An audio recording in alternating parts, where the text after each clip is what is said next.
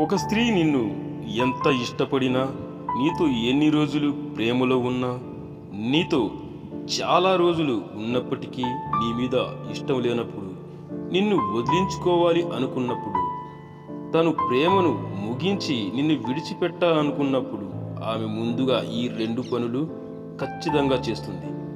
గుర్తుపెట్టుకో.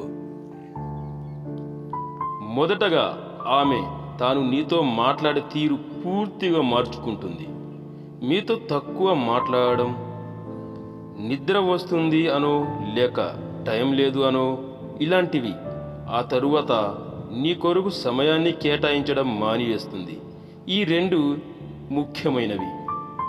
ఇంకా కొన్ని ఇలా ఉంటాయి. నువ్వు ఆమెకి ఏమిచ్చినా, ఆమెపై ఎంత ఇష్టం చూపెట్టినా పట్టించుకోకపోవడం, నువ్వు మాట్లాడాలని ప్రయత్నించినా తప్పించుకోకపోవడం, విసుక్కోవడం, ఇలాంటివి చేస్తూ ఉంటారు. నీపైన ఇష్టం లేని స్త్రీలు, నిన్ను వదిలించుకోవాలి అని అనుకున్న స్త్రీలు.